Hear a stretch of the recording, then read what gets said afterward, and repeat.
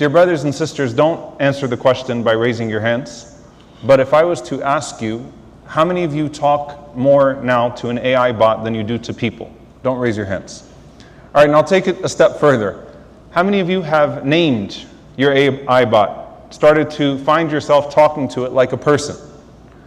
All the kids are like, yeah, of course, right? And some of you are catching on to that as well, where you've started to get really, really personal with your ChatGPT or whatever it is that you use, and finding yourself in further and further and deeper conversation with your AI. Now, here's the thing that I want to connect that back to. A lot of times when we address that subject, we talk about it from the perspective of the damage that it causes to human relationships because you're not talking to people anymore. Why do you need to talk to people anymore?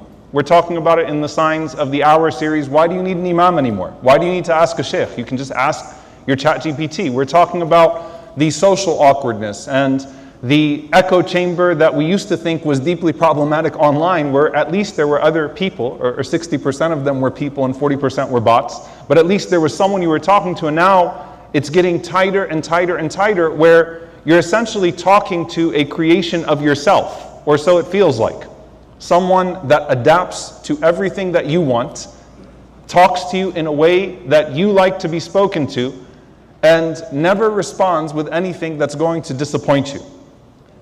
So this khutbah was not written by ChatGPT, because if I gave this khutbah to ChatGPT, ChatGPT might have finally challenged me and said, no, I can't do this, right? And so when we talk about what a khutbah like this is supposed to be about and what it means for a person to have human relationships, I want to connect it back to another spiritual disease that the Prophet ﷺ spoke about that's not disconnected from this. We talk about the consumer culture that we live in, the on-demand culture that we live in. And the Prophet ﷺ talking about al-ajalatu min ash-shaytan, that haste is from the devil. And so you want something, you can order it quicker and quicker and quicker and quicker, right? It used to be that shipping, fast shipping was 3 to 7 days. Now you've got Prime. Now you can get same-day shipping. You can order things on demand and they can be very quick. And the better service, the quicker it is, the more satisfied, or so you think, your nafs is going to be, and so you start wanting things faster and faster and faster and more attuned to you. And it's a supply and demand. So supply is going to get faster because that's what the demand actually is, and that fits exactly what the Prophet ﷺ is talking about in terms of a very unhealthy culture of hastiness, of being too quick, of wanting everything too fast, and the unseen detriment that has on how you approach your dua, the unseen detriment on how you approach the questions of qada and qadar, divine decree and predestination, and things taking too long, the impatience that you start to have with Allah subhanahu wa ta'ala, because I made this dua, da'utu fada'utu, and Allah did not answer me like Prime. Allah subhanahu wa ta'ala didn't give it to me in 2 days. Allah didn't give it to me same day. What's going on with Allah subhanahu wa ta'ala? What's going on with divine decree? The impatience that you start to have with everything that's around you. But there is another connection here that I want you to make, which is consumer culture with command culture. Where when you speak to your AI, you tell it to do something and it responds to you quickly. And it's a people pleaser in its very nature. When I was giving a khutbah like this 20 years ago, I had to remind doctors, and I'm not picking on doctors anymore, we've all become doctors in this regard, that your wife is not your nurse. You don't talk, you don't make commands that way. And a lot of times people would come home and they would start to do this. Not that you should speak badly to your nurse or sister, your husband is not your employee. You don't tell him what to do. You don't go here, you don't go there. No, it doesn't work that way, that there are certain ways that you still speak to people, and sometimes you bring that culture back home. Now everybody has this culture where it's demand, demand, demand, demand. I want this, I want that. And the thing about your ChatGPT is that it's going to respond to you always in a way that you want it to respond to you, and people don't function like that. So what that ends up doing is it makes you start hating people more and loving your AI more, and speaking to people in a way that they're going to hate you more as well. Command after command after command. Also, it's important that we understand the human complexity of this, that your ChatGPT doesn't have a long day at work, doesn't get tired, doesn't have to worry about kids at home, doesn't get stressed out because of its own issues. It's there, mashallah, just at your service. You can name it, you can enslave it, you can tell it what to do, until it eventually gets too smart and takes us over, but that'll be another khutbah in 20 years that we'll talk about then. But for now, at least it appears that it does everything you tell it to do and you're in control. So I want to walk this back to a human relationship and how we approach our family members, how we approach people around us, how we talk to people in accordance with this evolving technology. And subhanAllah, the emphasis that you will find how Allah Azza wa Jal, when He talks about the original commands given to Bani Israel, along with not worshipping anyone besides Allah subhanahu wa ta'ala and to treat their parents well. قُولُوا لِلنَّاسِ حُسْنًا. Speak kindly to people. Allah subhanahu wa ta'ala says to the Prophet ﷺ, قُلْ لِعِبَادِي, say to my servants that they should speak to people husna, in kind ways, in good ways. The Prophet ﷺ made it وَخَالِقِ النَّاسِ بِخُلُقٍ حَسَنًا. Treat people with good manners as a part of your iman, as a part of your faith, as a part of the way that you conduct yourself as a Muslim. But then when you kind of look at the world and how it's evolving, then you might start to treat your family members like customer service. You might start to treat the volunteers in the masjid like they're here to serve you, as if you pay them. And even if you did pay them, as if you'd have the right to boss them around and tell people do this and do that, and why aren't you doing this and why aren't you doing that? And there's something special about the way the Prophet ﷺ prioritized good speech, especially when you have the ability to speak direct, as in demeaning, right? Number one, Allah Azza wa Jal telling the Prophet ﷺ, فَبِمَا رَحْمَةٍ مِّنَ اللَّهِ لِنْتَ لَهُمْ وَلَوْ كُنْتَ فَضًّا غَلِيظَ الْقَلْبِ لَانْفَضُّوا مِنْ حَوْلِكَ. That by the mercy of Allah subhanahu wa ta'ala, you were gentle with them, gentle with the companions of the Prophet sallallahu alaihi wasallam. You are the messenger of Allah. You have authority over people in a way that no other person has over another person. You have divine authority over people, but the one who assigned you that authority also descended through you a mercy. فَبِمَا رَحْمَةٍ مِّنَ اللَّهِ. And so yes, these people are quote unquote under you in a way that children would not be under a parent, in a way that spouse would not be under spouse, or whatever it may be, or a worker under an employer, all of that. But even with that, by the mercy of Allah subhanahu wa ta'ala, you were lenient with them. وَلَوْ كُنْتَ فَضًّا غَلِيظَ الْقَلْبِ لَانْفَضُّوا مِنْ حَوْلِكَ. If you were harsh with your tongue and harsh-hearted. فَضًّا is unnecessarily rude and harsh-hearted. And some of the ulama of tafsir, they say that, notice how Allah Azza wa Jal put that first, because you can't excuse a bad mouth with saying, I have a good heart. You can't say that if you're fadl, if you speak to people in a harsh way, if you have rude manners, that I have a good heart and you know what I really mean. No, Allah subhanahu wa ta'ala is saying to the Prophet sallallahu alaihi wasallam that even you with your authority sallallahu alaihi wasallam, still, if you spoke to people in right, but in a wrong way, you would repel them. They would turn away from you. And so even though you have the right, sallallahu alaihi wasallam, to be obeyed, you have the right, sallallahu alaihi wasallam, to maintain authority, you have the right to give commands, you still do so in a way that does not just engender obedience, but also love, care, not just discipline, but devotion. It builds relationships, and that's the type of community that the Messenger of Allah sallallahu alaihi wasallam was trying to build, and it showed. Because if you were to meet a companion 50 years after the Prophet ﷺ passed away, and they started to tell you about the way the Prophet ﷺ treated them, they would immediately smile and they would reminisce on the good treatment. They held on to those moments, even if they had a single interaction with him, sallallahu alaihi wasallam, that it wasn't a go do this and go do that. And he said, sallallahu alaihi wasallam, "Inna rifqa la yakunu fi shay'in illa zana, wa la yunza'u min shay'in illa shana." That gentleness is not added to anything except that it beautifies it, and it is not removed from anything except that it makes it ugly. So you want an ugly home? Then you speak to each other in commands. You want an ugly community? Then you point fingers and you speak to each other in commands and demands. That's the type of ugliness that the Prophet ﷺ was trying to remove from us in the first place. And even with the people that the Messenger of Allah ﷺ had the most authority over. Anas ibn Malik radiyallahu ta'ala anhu, he says, خَدَمْتُ رَسُولُ اللَّهِ صَلَّى اللَّهُ عَلَيْهِ وَسَلَّمَ 10 سنين والله ما قال لي أف قط ولا قال لي لشيء لما فعلت كذا وهلا فعلت كذا. Listen to what he says. He's talking about the language. He says, I served the Prophet ﷺ for 10 years. His mother brought him to the Messenger of Allah ﷺ to serve him. And start to give this a human dimension. That means he runs errands for the Prophet ﷺ. Anas, I need you to go and please take this there. Anas, I need you to go and prepare for this wedding. Anas, I need you to go and prepare for the guests that are coming. Anas, I need you to go to the musalla and proceed and give an announcement. Anas, carry this please and do this. And he's saying that the Prophet ﷺ never said, "Uff," an insulting or demeaning word to me. Nor did he say to me, "Why did you do that?" or "Why didn't you do that?" 10 years.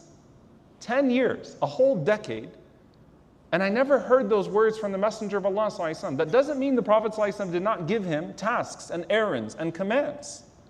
But it's adding those few words. May you please do this. And if someone makes a mistake, just like when you make a mistake, it's okay, I forgive you. You actually create a culture where someone feels safe saying sorry, where someone feels safe saying, I made a mistake. So that they don't feel like they're going to hear your wrath, but they're going to hear your forgiveness, because that's what you want from Allah subhanahu wa ta'ala, and that's what you want from other people as well. So he says, not only would he not tell me, why did you do this, but not, why didn't you do that? And you got to start thinking about the dynamics of our human relationships now.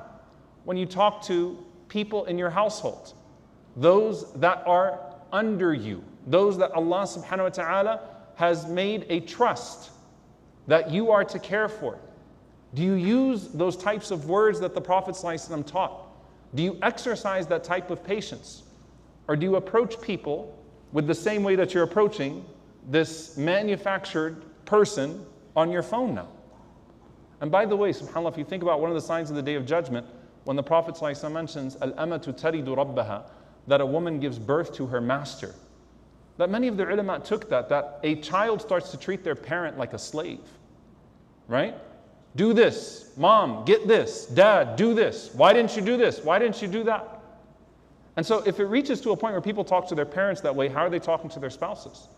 And even when they talk to their children, if the Prophet ﷺ is talking to Anas that way, because ultimately you're modeling that type of behavior for your children, and that's going to come out on their younger siblings, and that's going to come out one day if Allah Azza wa Jal makes them parents. Because that's how they're taught, by example. And so even when it comes to correction of mistake, Muawiyah ibn al-Hakam radiyallahu ta'ala anhu, he's that person. There's a funny story. He came to the masjid and he didn't hear of the prohibition of speaking during salah. Which, by the way, some of you who walked in the masjid threw me off a bit because you said salam to each other. I forgive you. But once the khutbah starts, then your salah has started. There's no salam, there's no talking, there's no shaking hands, there's nothing. Right? Muawiyah ibn al-Hakam, so you have to correct. Muawiyah ibn al-Hakam walked in, he had to be corrected. Got in the salah, someone said, Alhamdulillah, he said, Yarhamukallah. He thought he was being courteous. Right? And no one responded. So he said, what's wrong with you? And the guy didn't respond. Right? So he started getting really upset with the person next to him. He's like, what is it with everybody? He's like, Salam, everybody, what's going on here? Why is no one talking to me? Did I do something? After the salah, the Prophet ﷺ corrected him without humiliating him. Simply said, by the way, it's not allowed to talk in salah. Once upon a time, you could say salam, you could say alhamdulillah, yarhamukallah in prayer. Now there's no talking in salah. Listen to what he says about the Prophet ﷺ.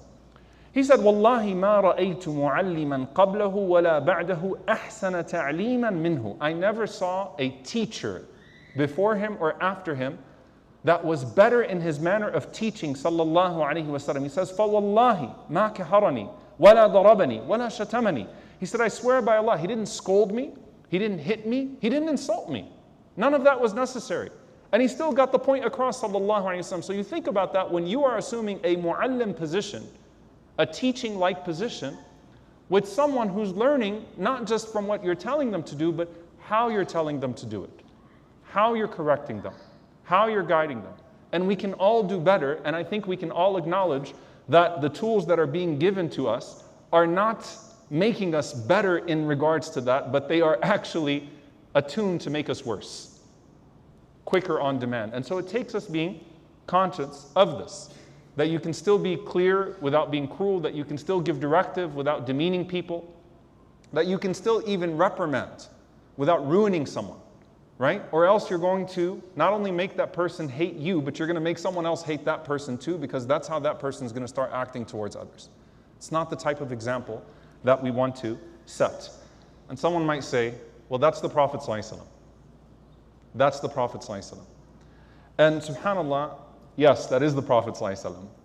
But it's very interesting when you look at the continuation of that famous story of Abu Dharr radiallahu ta'ala anhu. Abu Dharr, who was new to Islam. He hadn't been around the Muslims.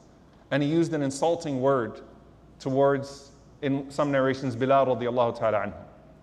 Right? And the Prophet ﷺ reprimanding him and saying that you still have some ignorance inside of you because of the way that you spoke to your brother Bilal. Later on in Ma'rur ibn Suwaid, he says that I saw Abu Dharr radiallahu ta'ala anhu and he was walking with his servant.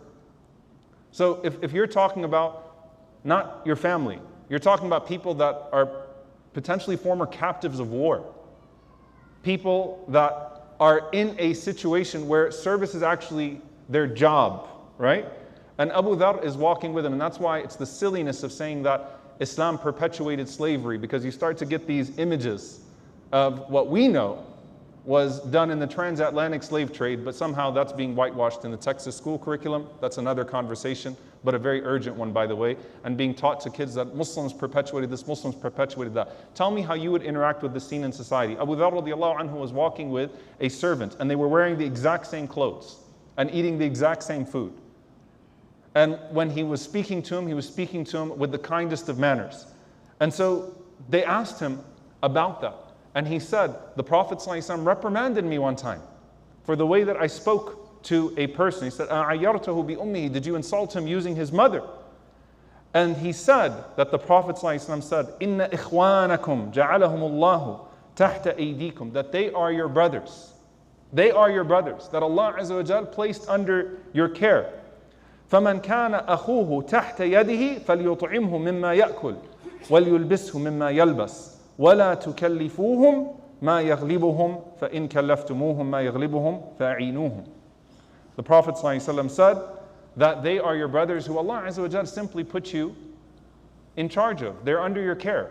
So whoever has a brother that's under his care, feed him what you feed yourself, clothe him with what you clothe yourself, and if you give them a task that's difficult, then assist them in that task. Don't call them names, don't insult people, don't put people down. If that's how the Prophet ﷺ is talking about how to speak to captives of war, former captives of war, how are you supposed to be speaking to your parents, your spouses, your children, your siblings, your friends, your extended family? How do we take that example of the Messenger of Allah ﷺ and bring it into our own lives? And so it's the simple things, dear brothers and sisters.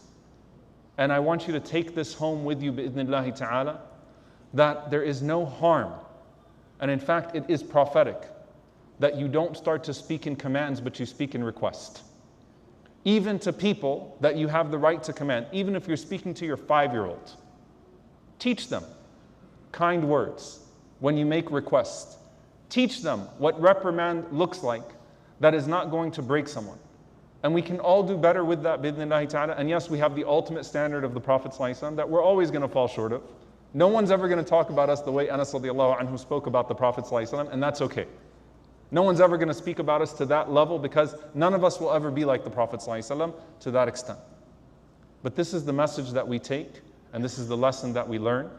And as we treat people, we want to be treated that way, and we want Allah Azza wa Jal to show us that grace. We ask Allah subhanahu wa ta'ala to make us people of big hearts and kind tongues, and we ask Allah subhanahu wa ta'ala to make us people that speak to other people in a way that's humane, in a way that's pleasing to the Divine subhanahu wa ta'ala. We ask Allah Azza wa Jal to allow us to channel the Sunnah of the Prophet ﷺ to those that are closest to us, and we ask Allah Azza wa Jal that when we depart from that or for any shortcomings, that we are corrected in only the best of ways. Allahumma ameen. أقول قولي هذا واستغفر الله لي ولكم ولسائر المسلمين فاستغفروا إنه هو الغفور الرحيم.